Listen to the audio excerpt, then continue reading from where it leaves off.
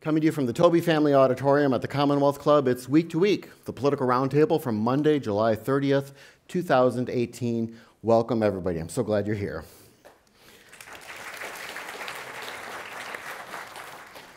Now, especially those of you who have been to Week a lot in the past, you've heard us talk about various things the president has done and the White House trying to explain them. And one of their best ways of explaining them is, of course, to say it was a joke.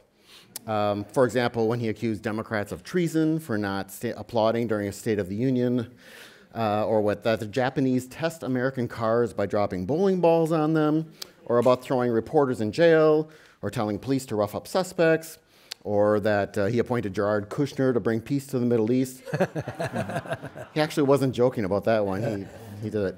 Nonetheless, I wanted to remind people what a president with a real sense of humor was like. In 1924, President Calvin Coolidge was asked if he had any comment on the campaign. He said no. The press asked him for a comment on the world situation. No, he said. Any information about prohibition? No, he said. So the members of the media got upset and they went away all disappointed. He calls after them, "Now remember, don't quote me." Coolidge, of course, was famous for he was a silent Cal, right? He didn't talk much. When he died, Dorothy Parker quipped, "How can they tell?"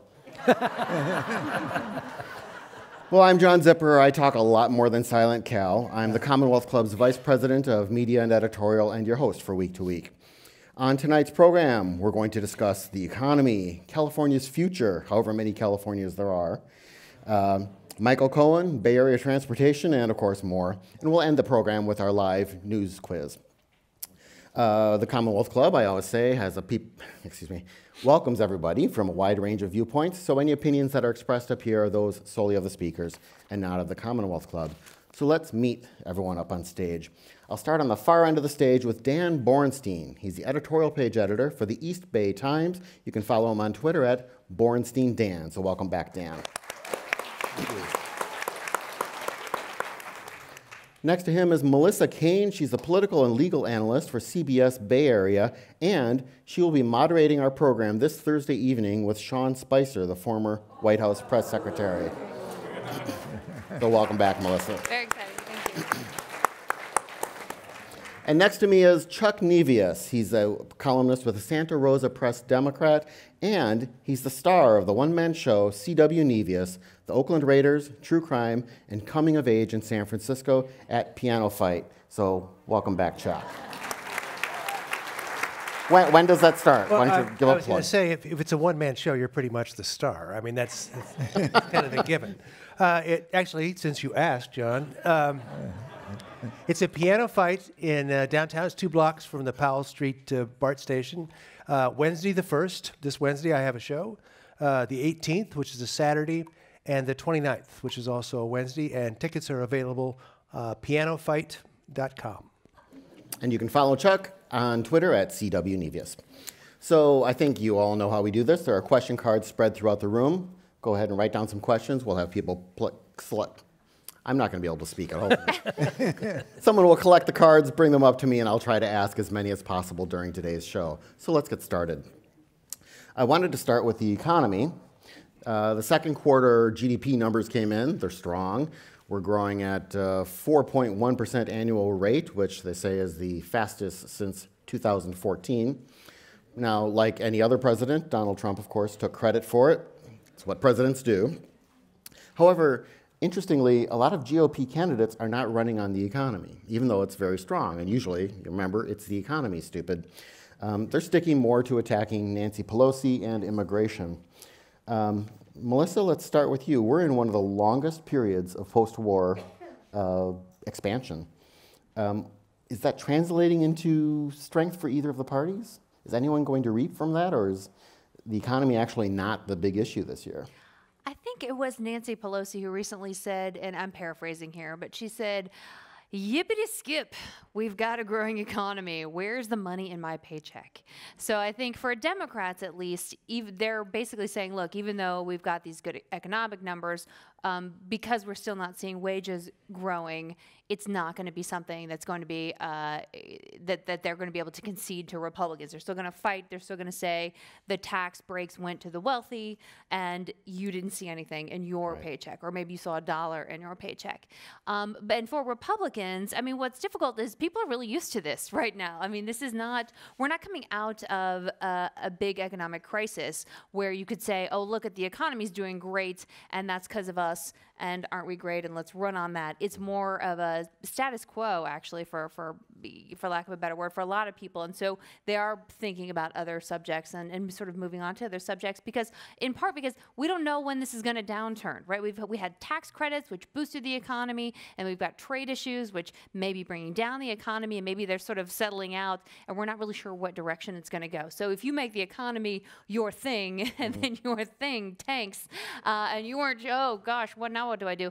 Taking responsibility for the economy also means sort of taking on responsibility for when it goes south. And so I think they're really reluctant to do that, just like a lot of folks in the financial sector are reluctant to necessarily invest in long-term treasury bonds. We're seeing a little bit of a decline in that. So people are definitely thrilled with what's going on, but not totally sure things are going to continue in the same way. And so that's why I think both parties are kind of pulling back from saying, you know, yeehaw, the economy's great, let's sort of go from there. Well, there's also there's a timing problem here, too, I think, a little bit for the Republicans, if you stop and think about it. Because really, here we are with the next forecast, or the next report coming in October. And there's a lot of feeling that these particular numbers were blipped up a little bit because of the worry about the tariffs. People were buying things coming in during this time period because they were fearful that the tariffs would drive up prices. And so the problem with that is, of course, what that might show then is that come October, the numbers might be lower than they were now. So suddenly you're running right before Election Day with the economy on a decline. And that's probably not a strong position, but I think you're absolutely right. You know, it's not trickling down. It's not trickling down to a lot of the average people. And then you have people are just trying to understand how these tax cuts are going to really play out. I think it's really problematic. Well, I think that the idea of the salary thing is something that President Trump was able to exploit. That's one of the things that people. I'm working as hard as I can. I still can't afford a house. My kids still can't go to college. These are issues. I thought my parents were able to do this. Why can't I do this? Mm-hmm. In the Department of Unintended Consequences, I think the concern, even the GOP, is will these tariffs bring the economy down? The numbers are the numbers, and I think we have to admit that they're doing really well. It does sound like that may happen, but it's one of those out in the distance kind of things. It's not hurting the farmers at all, but let's just give them $12 billion, okay? I mean, the farmers are fine, but here's $12 billion. But I read something today that one of the other unintended consequences is immigration. And a lot of small businesses are having trouble staffing their workers because those are people who came across the border who were happy and willing to work very difficult jobs at difficult hours for minimum wage, and those people have been either frightened away or taken away. There was a story about a Delaware crab fishing operation, and they're down like 80% because they cannot staff their business. Or they could pay more. I mean, that's they could kind pay of how more. it's supposed to work, right? Right. That's the theory. So who knows what that's going to do? But there are a lot of indications that maybe that economy thing has some drag to it. That's all I'd say. Mm-hmm. Talking about the good economy that Trump is taking credit for. Someone writes in, let's remember that the, quote, good economy, unquote, was started by Obama. Actually, I think it was one of the Trump's children. I forget which one it was. Who started I'm sure I'm not the only one who's ever made this mistake. Well, let's blame Eric. That's who we always blame. But let's say it's Eric, who said, oh, look, 4.1%, that's so much better than Obama ever did. And it was like, there were people who said we couldn't do that. And so you could have stopped there and said 4.1%, that's really great, and we really proved people wrong, and, yay, and do the victory lap. But you had to go the step further and say the thing that is very easily disprovable. And why would you do that? It's just another one of those missteps that is sort of inexplicable. But yes, it was started with Obama, and certainly there were several quarters under Obama where they had similar type of growth. And again, it was sort of an unforced error on behalf of one of the Trump people to say that this was somehow, bigger than what we'd seen. On the issue of a possible trade war, or perhaps already in a trade war, Donald Trump seems to have made a deal, or at least made some progress in tamping down the rhetoric with the European Union when he recently met with Jean-Claude Juncker. Am I pronouncing that at all correctly? Juncker. If you didn't think Van Damme, you're lying. We all thought it. Well, what I'm getting at, Maybe though, it is was do you, me. do you think Well, he's kind I hear of Jean-Claude Van- yeah. do you think he's kind of either on his own, or his advisors are basically saying there's a limit to how far you can push this brinksmanship? Well, my favorite talking head, Mnuchin, the Treasury Secretary, was on Fox, of all places. You'll be surprised to hear. And but actually, he was pretty well challenged by Chris Wallace, who said, I'm going to play you a clip. And the clip said, it was Donald Trump saying to farmers in Iowa, we have opened up Europe for you, and you're going to be very happy with that. And then they played their clip from Juncker, who said, we did not discuss agriculture in any form.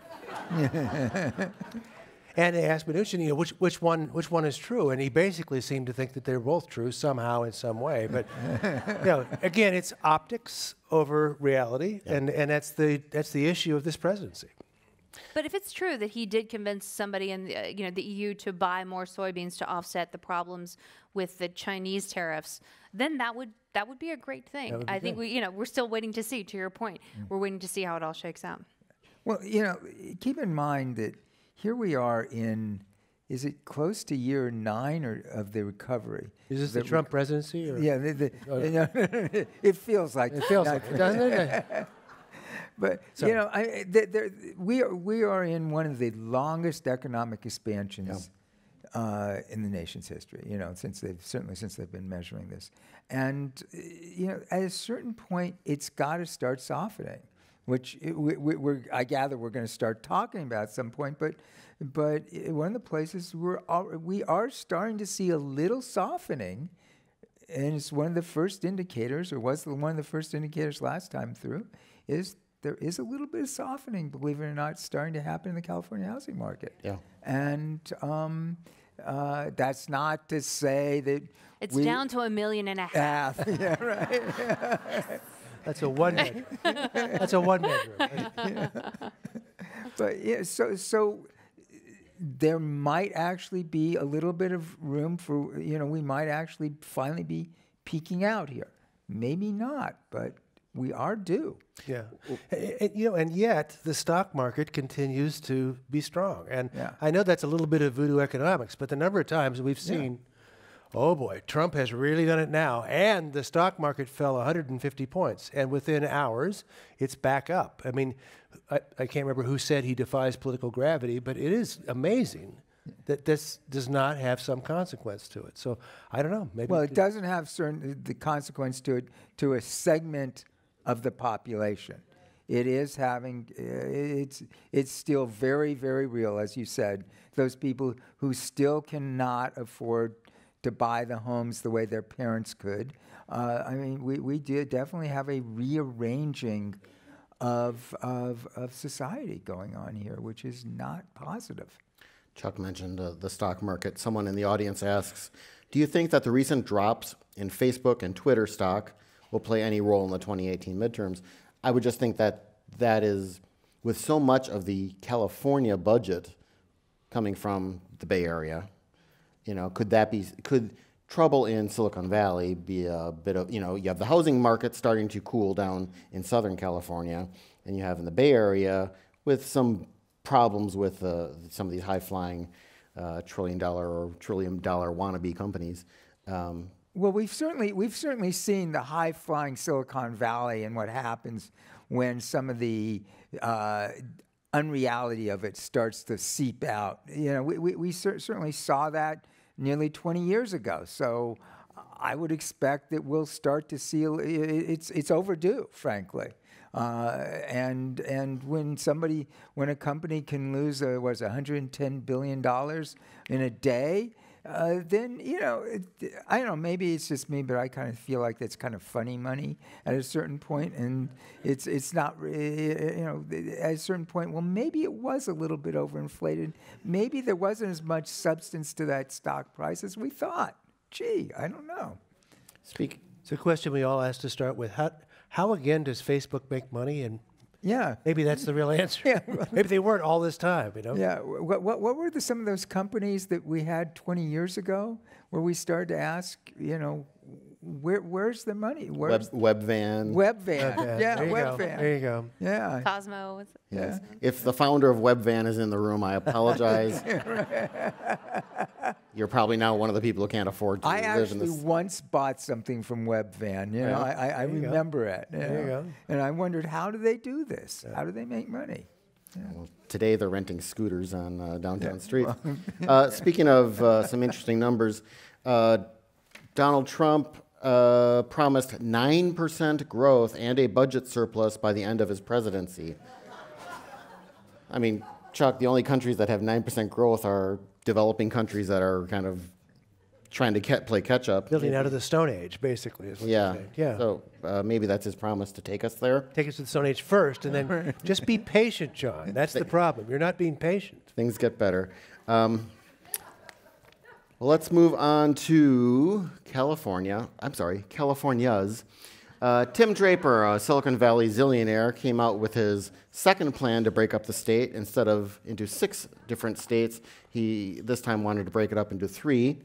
Held a referendum, or collected signatures for a referendum, put them in, and the Supreme Court of the state of California ruled unanimously that it should be taken off the ballot.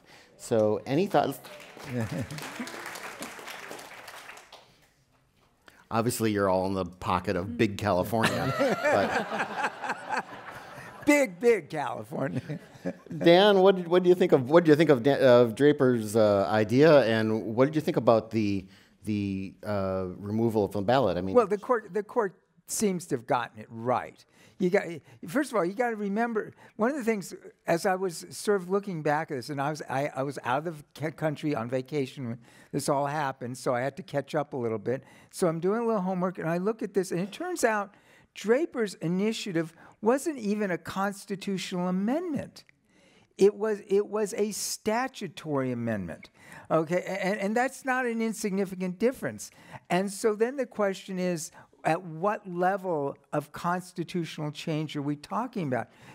Because this wasn't just what the courts might be saying, and the court never actually ruled on the merits of it, but what some of the scholars are saying is this is actually technically not only a constitutional amendment, this is a constitutional reform. We're really turning the state's constitution upside down, if you will. This would be a drastic change.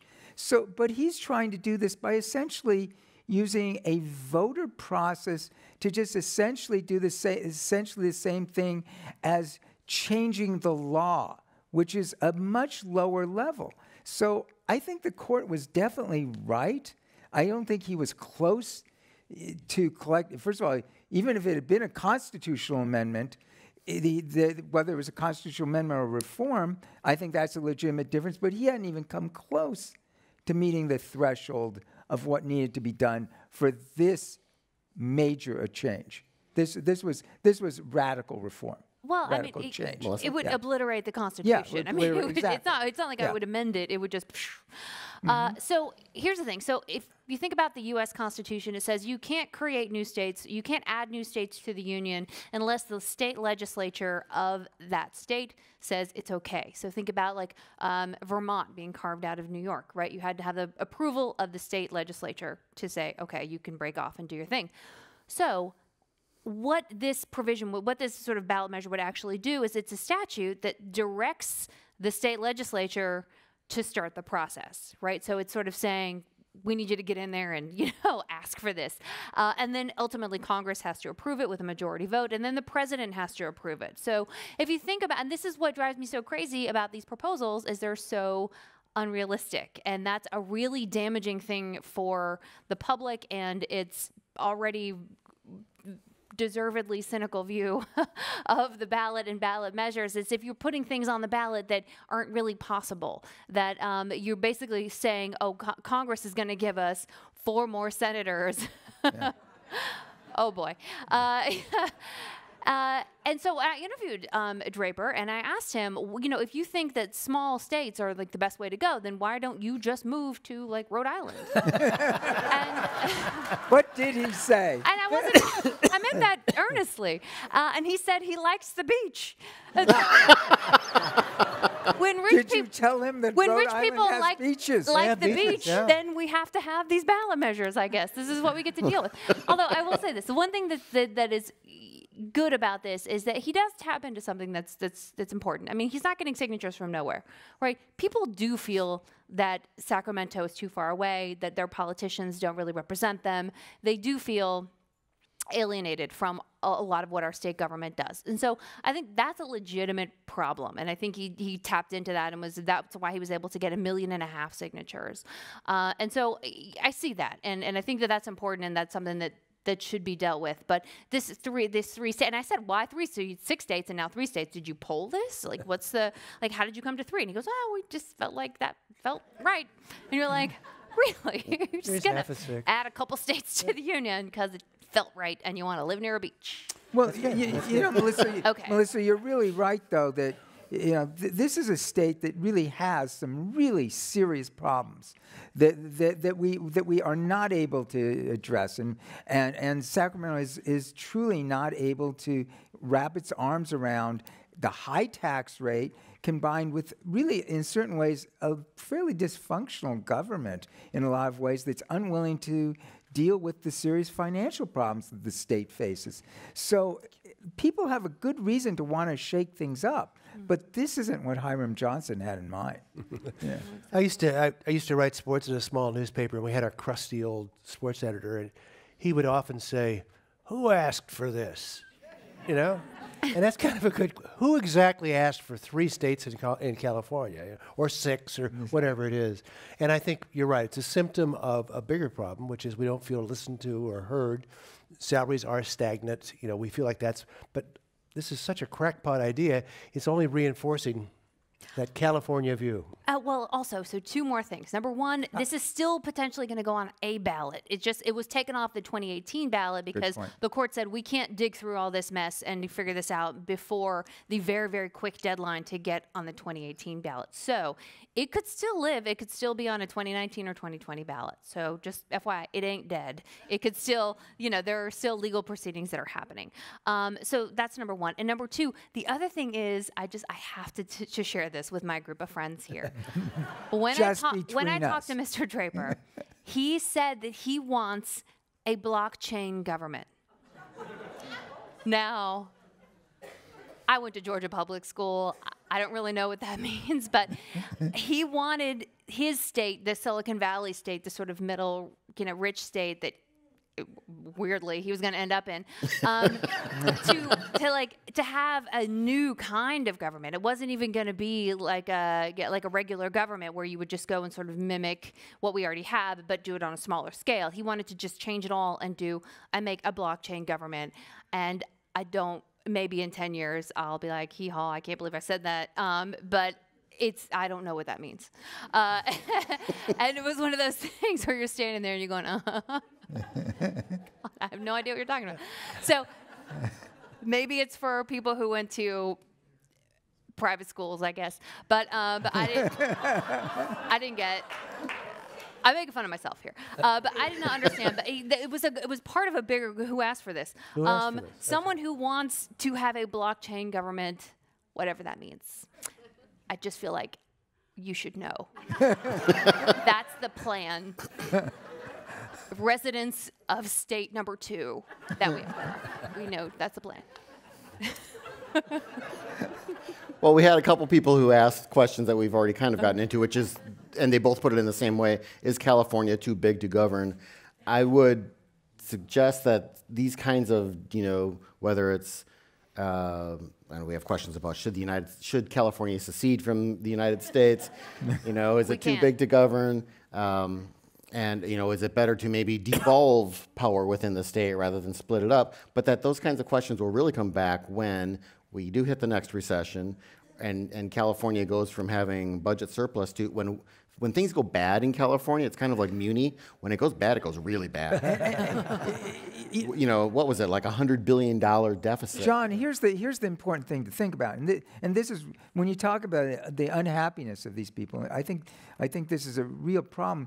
Keep in mind, we are more vulnerable in a certain way to recession than we were back in 2007, in a sense, because we have not done anything to reduce our dependency on capital gains taxes, which were one of the biggest problems, which sent the state budget into free fall. And we've done nothing. I hate to sound like a broken record on this, but we've done nothing really meaningful to truly address our pension debt. We are more vulnerable than we were back then. Yes, Jerry Brown has created a rainy day fund, and that'll last for about 6 months. I mean, it's better than not having any money in the bank, but we are truly more vulnerable than we were before. And so when people get concerned about, is the state too big to govern? Do we need to really shake things up?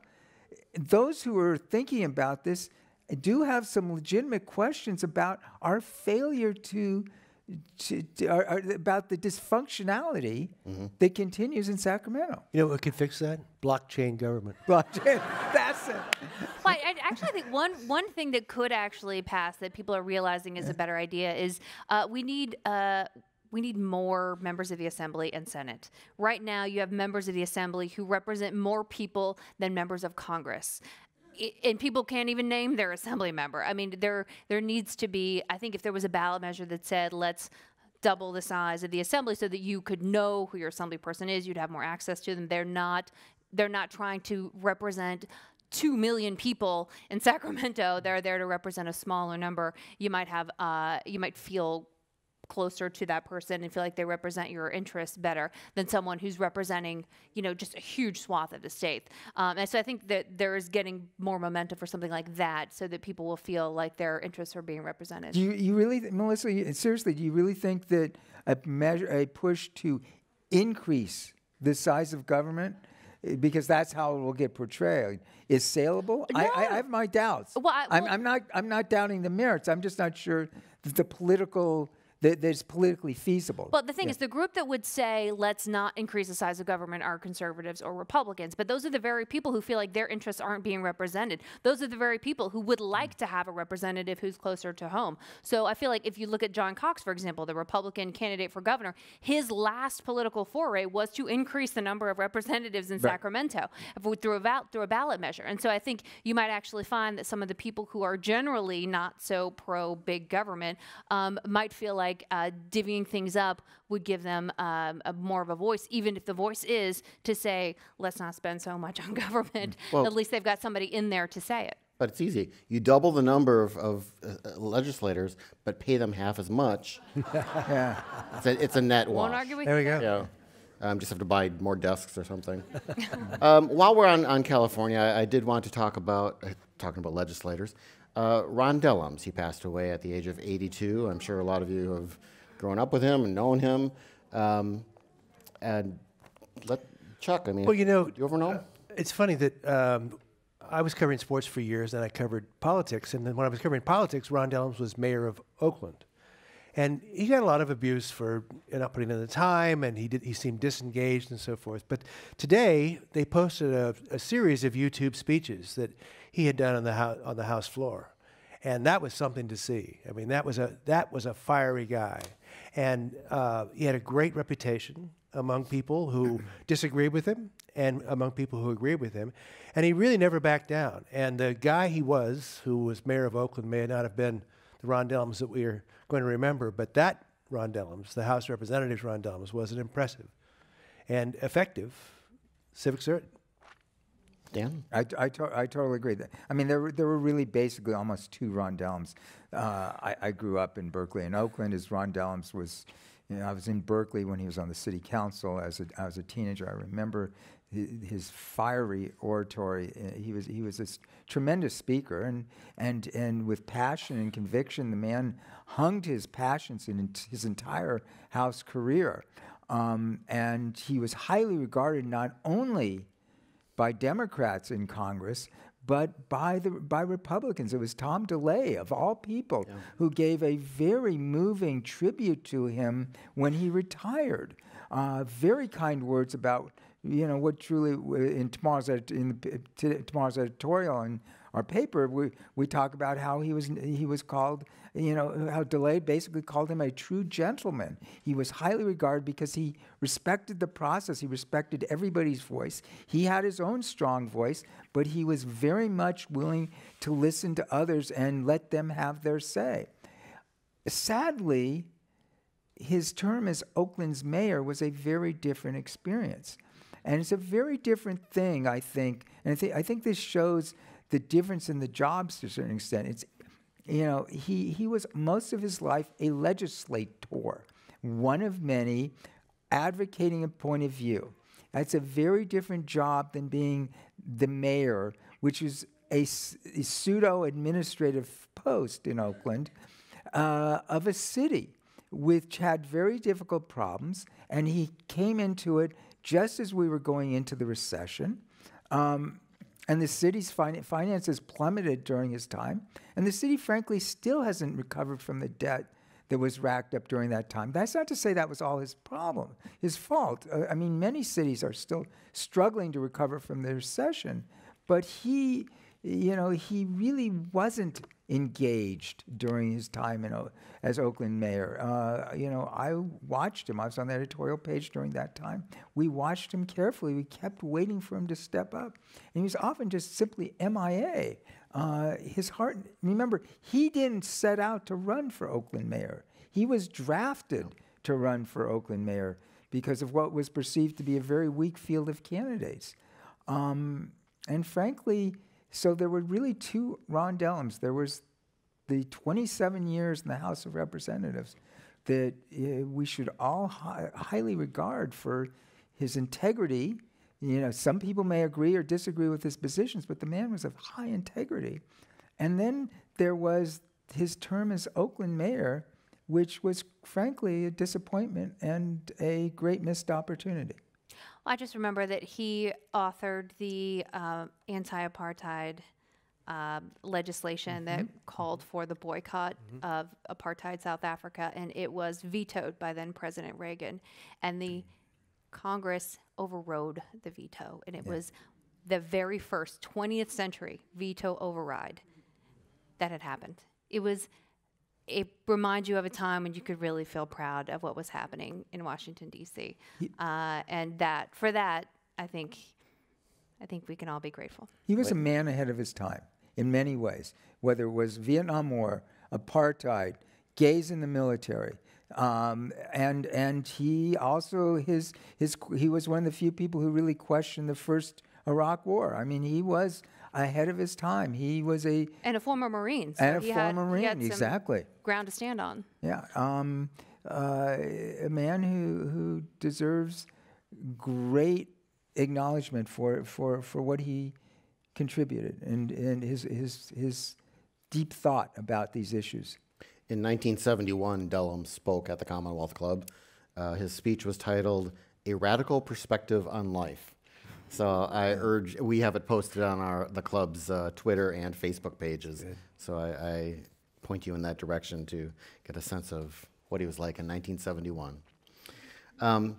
Still on California, I wanted to check in briefly on the governor's race. Governor Gavin Newsom, excuse me. Whoops. Getting ahead of myself.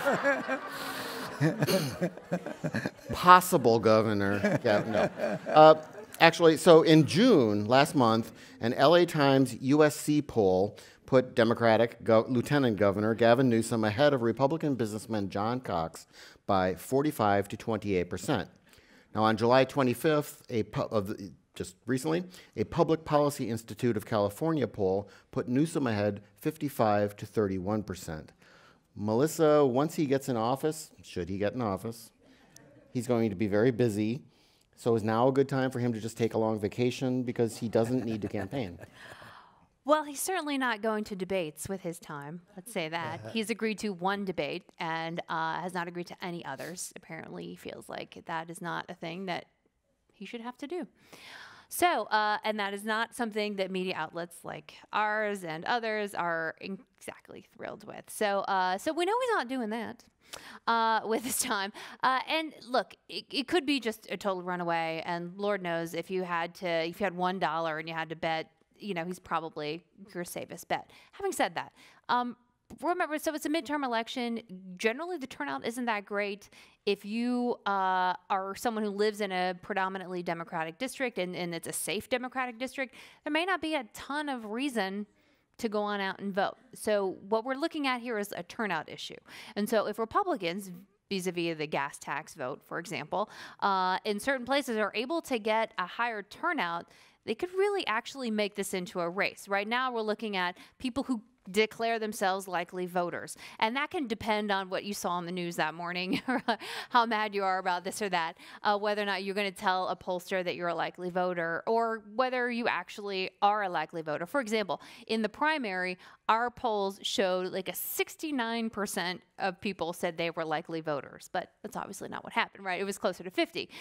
So these polls can be a little different depending on what the actual turnout is. So I'm just saying that it could be closer than you think based on the enthusiasm of some Republican voters and some Democrats who feel like, whatever, it's fine, Nancy Pelosi is going to get reelected and we don't care.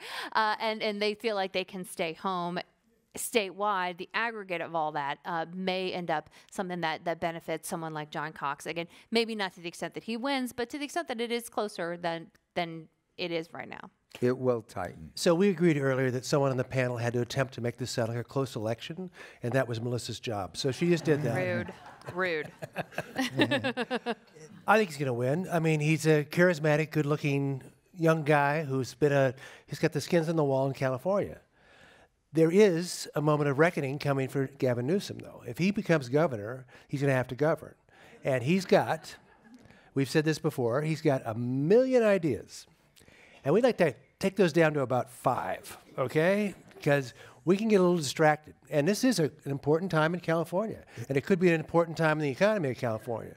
So he's had a lot of good ideas, and he's got a good staff. But let's see, because this could go in any direction. If he becomes governor and is a successful governor in California, no one will be astonished to hear his name thrown out with Kamala Harris and others in a presidential race. But he is now on the verge of the biggest step of his political life. And it'll be interesting to see how he handles it. But I think he's going to win. Okay, it will tighten. I will be surprised. I'll be greatly surprised if it does not tighten. And then should he win, and he probably will almost certainly win, but it will tighten. But should he win, he understands the issues. The question, because that was clear when he came in, for example, and we grilled the candidates pretty intensely, and he did quite well in being able to discuss the issues.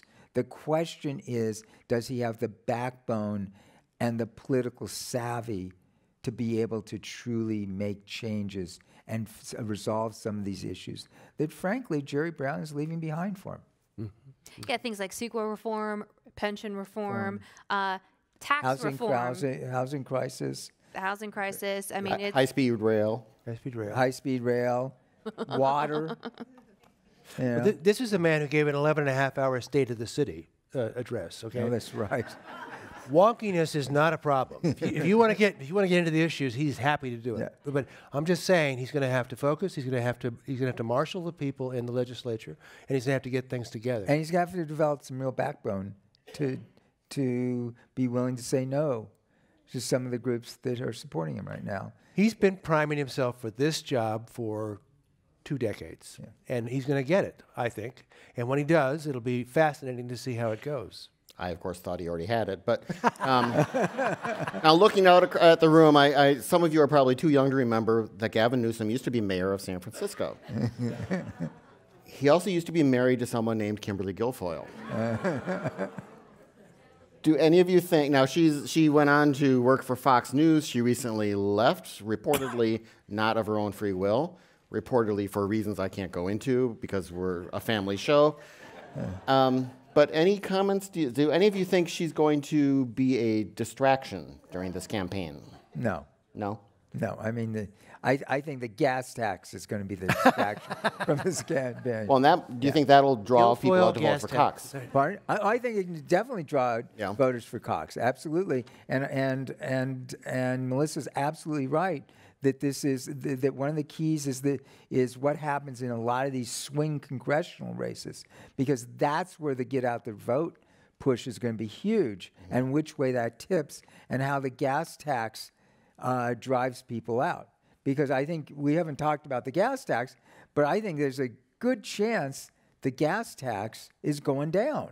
So, there's a little bit of a, schism, what's the word, between, with Californians in terms of what they're thinking about in terms of their gubernatorial choice and what they're likely to do with the gas tax.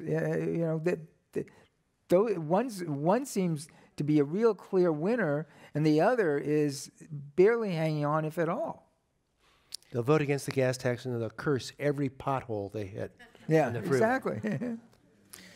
Let's move on to another topic, which is all things Trump. When former FBI Director James Comey was responding to President Trump's threat to reveal what they talked about back right around the time Comey was fired, Comey quipped, "Lordy, I hope there are tapes." Lordy, there are tapes. In fact, more than 100 tapes, apparently. Rudy Giuliani says 180 some odd tapes are out there. These were made secretly by Donald Trump. Of course they were made secretly. By Donald Trump's former lawyer, and what's in a word, Michael Cohen. He is being investigated, of course, by special counsel Robert Mueller. One of those recordings has been released, revealing a conversation between Cohen and Trump about paying off a Playboy model who had claimed an affair with Donald Trump. Chuck, will a secret taping system bring down another president? Hasn't done it so well. Yes, it did once before, but I don't know. He's kind of remarkable. The thing I understand is how he didn't see this coming. I mean, he's Michael Cohen. We know who he is. We know he's been the fixer. The word was all along that he was going to take care of Michael Cohen, that Michael Cohen would never turn on him. And now he is, and we really don't seem to have a coherent strategy about what we're going to do. I mean, if anyone was investigating whether aliens are coming down and replacing our brains and turning us into different people, the first two people I'd look at are Rudy Giuliani and Alan Dershowitz. Who do these guys used to be? But there isn't a coherent strategy. Cohen is obviously miffed. There have been step after step that I'm stepping away from you. I've got lots of information here. And apparently, I don't know, I guess we're not worried about it. Is that the deal? Because we don't seem to, the president does not seem to be treating this as seriously as he should, other than to say, I didn't know him that well. Well, we talk a lot of trash about California here, but I will say this. The one thing you can be rest assured of in California is that in this state, if you're going to record people, everybody has to know about it. We are a two-party notification state. So any of you are like, don't worry. It would be unlawful to do that here. There are just, actually most other states only require one party to be aware of the taping, in this case, of course, Cohen. And it's also, it may be an ethics problem from a bar association standpoint, but because you're not supposed to mislead or otherwise lie to your client, and there's sort of a lie of omission. Pretty big one that was going on here. And so he may get some issue with the bar association, but I feel like that's really like the least of his problems right now. But I just mean it's not illegal what he did in New York, which again might after hearing all the doom and gloom up here, you can walk out and go, well, at least we got that going for us in California. Okay, but I'm gonna be sort of the naysayer here in a certain sense. Okay, let's assume there are 180 tapes. Let's assume they do play themselves out. Let us, and I'm thinking, if there are 180 tapes and this is the best one that they chose to release, the others probably aren't that. I don't know. But is there going to be anything on those tapes that after nearly 2 years is going to shock us about Donald Trump? No. I mean, for those Democrats who are hanging on to this as the issue that's going to bring down the presidency and save the Democratic Party and turn this government around, my thinking is you've put your bet on the wrong horse. If the Democrats don't get their act together, if they don't come up with their message, if they don't come up with their alternative, then it doesn't matter. You know, I'm sorry. After 2.5 years of listening to Donald Trump on the stump and in the White House, I just do not believe that this is going to significantly move the needle. And, you know, I was one of the people who had some doubts going into the election, you know, almost 2 years ago, that I didn't think this was a slam dunk. And I don't think that the midterms are by any means a slam dunk for the Democrats. And I haven't heard a coherent message. And what I've heard a lot of between the Democrats is a lot of infighting about which direction they want to go in. I'm sorry. And then the left side saying, well, if we don't get our way, we're not going to go out and vote. Well, gee, this is what happens. We wrote an editorial on the day, you know, the last Supreme Court nominee, you know, the current Supreme Court nominee, saying, well, this is the consequence. I'm still waiting for the message. Well, I think if the tape shows that Trump lied, color me unimpressed. He lies 3 times before breakfast. I mean, now, if you're going to have to try to make the case, this is the playmate and the payoff and so forth. If you're going to have to try to make the case that somehow this involved campaign funds and therefore it was a campaign violation and therefore it is that's a lot tougher sell than to say he said he didn't know about it. Now it turns out he did know about it. I mean, he says that all the time. That happens all the time. So and even if it does involve campaign, and even if there were illegalities, then we got to go down the road of what can you do to a sitting president, and that opening up that whole can of worms all over again. You know, I mean, Mueller has said himself apparently, or Mueller's only inclined to just bring this what he's got to the House and let them decide what to do with it. Well, you know, I mean, if you're waiting around for this, you may be in for a long wait. Yeah, I got a lot of faith in Mueller. I think something may come out of Mueller, but this isn't. But then what happens? This isn't it. This tape but then is not what it. happes with is the question. Well, that's the question. You yeah. know, I mean, well, he has to present a compelling case that there was more going on here, that was illegal, that was deceptive. And I guess it was collusion, but really obstruction of justice. Right. Financial misdeeds. This has to be not only a smoking gun, but there's got to be a bullet in the chamber too. I mean, this has got to be it. And saying he lied about these payoffs to a mistress, that's not going to do it. Chuck, you mentioned collusion. Melissa, Rudy Giuliani is now basically saying, collusion, maybe it was collusion. What's collusion? Is that even illegal? Do we know what's legal? Do we know what's happening? Am I still talking? What do you think about Rudy Giuliani's role as the obfuscator in chief? Oh, Lord. Well, I was in New York for 9/11, and I lived there at the time and worked at a law firm in Midtown. And so I remember him very clearly as America's mayor. And so his very recent, very confusing comments on television have been very jarring to watch. So he's saying, look, collusion is not a crime. Unless you're talking about antitrust, which we're not, collusion is actually not a crime. That's true. But conspiracy is, and aiding and abetting is. And there's a very specific law against foreign nationals giving anything of value or doing anything that is valuable for that's related to an election. And it's a very specific crime to solicit or accept stuff from foreign nationals that relates to an election. And it's also a crime to even like try to do that. Even if you never actually get the thing, if you ask for it or you try to get together and, I don't know, have a meeting in a tower somewhere to talk about that, that's a problem. And so he can say, oh, I'm looking through the book and there's no collusion, but collusion is just a catch-all thing that the media uses to include, all sorts of, 5-part tests for conspiracy and aiding and abetting and things like that. But yeah, collusion not illegal. But if he was in any way involved in some of this underlying stuff, that is a very serious problem. And so just, him going on TV and trying to muddy the water. And now Trump has said no collusion, and now Giuliani's like, what's collusion? You got to wonder, like, wait, what was that thing? I thought that we said there was not a thing. It's fairly disheartening, and it's also just confusing, frankly, I think, to the American people, which may be it may be the point, or it may just be what comes out.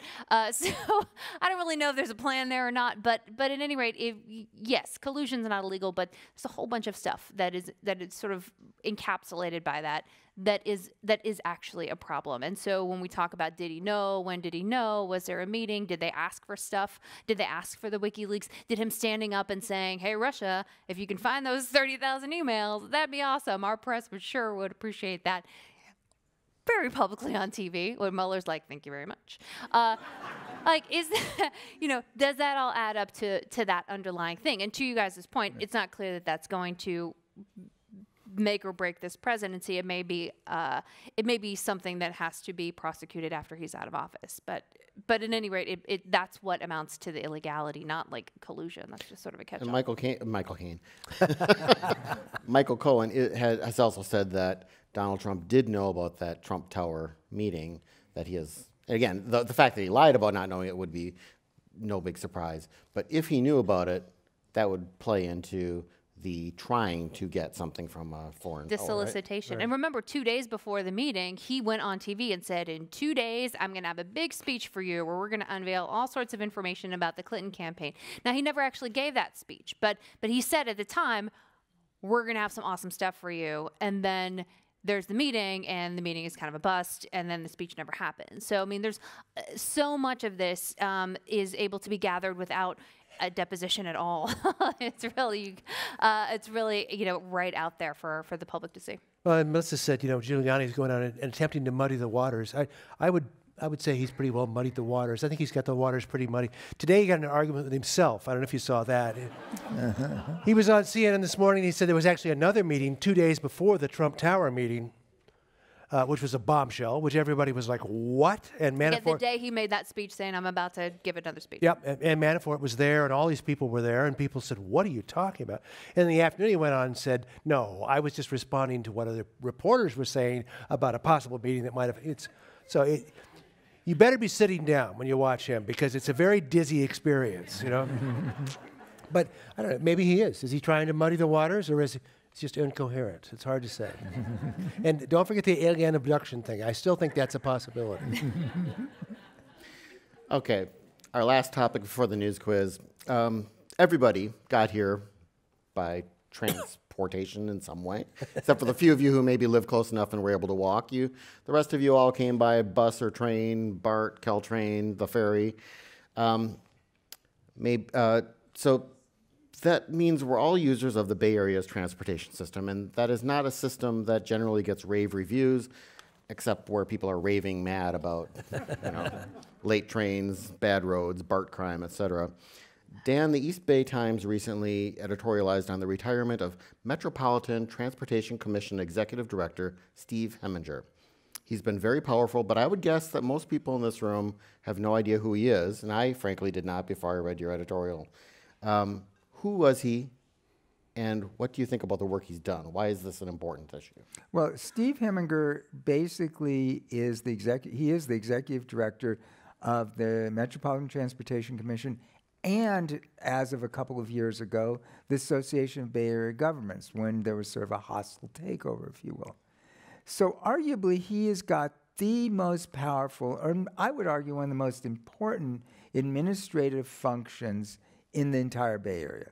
He is now the administrator, basically, if you will. He's the housing and the transportation and housing czar, if you will. Now, one could argue, well, he's got a board that he reports to, but understand how this board works. This is a board of elected officials from all of, this is the Metropolitan Transportation Commission, from around the Bay Area. all of whom want a piece of the transportation pot of money for themselves. And Heminger is the one who basically puts out the plans of how it's going to get divided up. So you know something? You don't want to make them angry. And so the fact of the matter is, for 17 going on 18 years, he has run the Metropolitan Transportation Commission, and he was the number 2 person in the prior administration. So basically, MTC has been run by 2 people now since 1977. And as Heminger says, we're basically a project-oriented. We like to get things done. The only problem is they haven't done a lot of planning of how to make this all work together and how to make the Bay Area work cohesively as a transportation and now hopefully integrating housing system, so that we don't spend hours and hours and days stuck in gridlock. I'm really hopeful that with his departure, and we called for his resignation a couple of years ago, we haven't minced words about it. I'm really hopeful that maybe MTC will step up, the members will step up and show some leadership and pick somebody who really comes from the outside and can really provide some true leadership and some true planning of where we go. Because I would argue that this is the most critical issue. Housing and transportation are the most critical issues facing us in the Bay Area, not only in terms of our own day-to-day lives, but the economy of the region. At a certain point, we're going to, we're going to choke ourselves if we haven't already. And the other group that needs to step up, frankly, is business. Especially some of the big companies, and you know which ones they are, who are driving a lot of the traffic that's got us here. So that's who Heminger is. That's why this is so important. This is potentially a defining moment in the Bay Area, and it's happening behind the scenes to most people, but I think this is a really big moment. And I don't know how, MTC is going to make a selection eventually with input from ABAG. But by input, it's advisory, because ABAG is the stepchild now in this new system. And hopefully out of this comes somebody who is a visionary, who can really pull this together in some meaningful way and start to actually plan for what the next 30, 40, 50 years are going to look like in the Bay Area. So the voters don't have any say in it. They have the only say they have in this is very, very indirect, in that they elect elected officials who elect one of their own to serve on this commission that then appoints the executive director. It's very removed. I mean, it raises some serious questions about whether we should have a directly elected regional board, regional government. That has its own political problems, believe me. But we are at a very critical point. We're at a crossroads in the Bay Area where if we don't start doing things right, I think we start choking our own economy over time.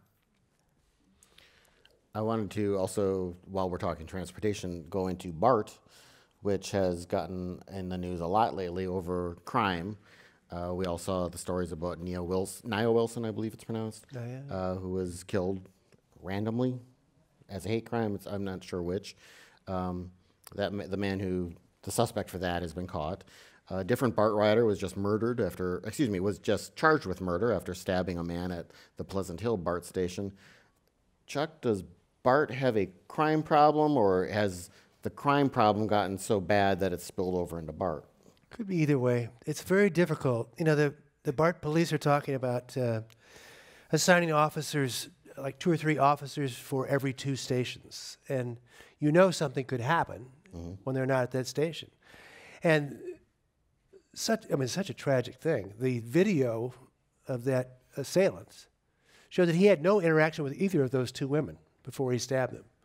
And there's a lot of racial concern, and obviously we should explore that. But gee, if you read the accounts, it heads for another problem, which is that his family members say, I don't want to say that this was inevitable, but I'm not completely surprised. He was schizophrenic, he was bipolar, he had one problem after another. He'd been arrested. He'd been violent. He'd been frightening to people. And I think it goes back to not only to public spaces and public transportation, but also we have still not gotten a handle on mental illness in this area. And I think it's all part of one big problem. So awful. I mean, it's heartbreaking to imagine losing a daughter like that. I have a daughter. I couldn't imagine it. Any thoughts? Yeah, well, I mean, there's if there's any good news out of this, in the midst, some of this is just due to some changes that have come. Some of the we've had 3 cases, we've had 3 arrests now, and a lot of this is due to the new cameras, which the Chronicle deserves a lot of credit for pushing to, and leading the charge on this, and Bart was, if you think had this all happened a few years ago, we'd be talking probably about 3 unsolved cases again. Yeah, so I guess there is a little bit of at least good news in the midst of all this, but it's hard to find it. Yeah, in a system. You remember that some of the cameras on the BART system were dummy cameras, so we didn't see anything. But that would be my concern with BART, is it seems like they're sort of doing something, and then somebody has to call them on it. Yes. Just open this new station in Antioch. They're overwhelmed. They don't have enough room for parking. It's thousands of people more than they thought it was going to be. They had no idea. Now they're trying to restripe the parking lot to put more cars in. They're frantically paving an area next to the parking lot to get that to work. You really didn't know that this was going to be a problem? You really were on top of this? And these new cars, one of the reasons that we have so much trouble testing the new cars, when the BART system went in, some very smart people, who I'm sure had some very good reasons, made the narrowness of the tracks different than any other system anywhere. They can't test those trains anywhere except on these tracks. So one of the reasons it takes forever to get a new train in is you have to test it on the tracks that we're using to move thousands and thousands of people every day. Chuck, and on this parking issue, if I may, and now I'll bring the suburban perspective to it, because a lot of my readership is from the suburban areas. What drives us in part is this war that's going on between the urban and the suburban parts of the district, and on the board. And the board is now controlled, the BART board is now controlled by urban members, if you will. And so there's this mentality that we're not going to build more parking, that we don't want to build more parking, that we want to force all these suburbanites out of their cars. There is a little bit of silliness, though, to this argument, because I'm sorry, but the suburbs don't have the public transit systems, and you can't immediately impose that. Aren't we better to get these people to BART and get them on BART than having them drive on the freeways all the way in? The answer from the BART board is basically, no, we want to get them out of their cars. Yep. And the reality is that the reality of it is, or the result of that is then that we have these substandard parking facilities that aren't meeting the demand. Yep. It's a lost opportunity. Yep, I think that's true. We've tried to get people out of cars forever. We had equal time to do it. But electric scooters are coming back, so that's going to solve the whole...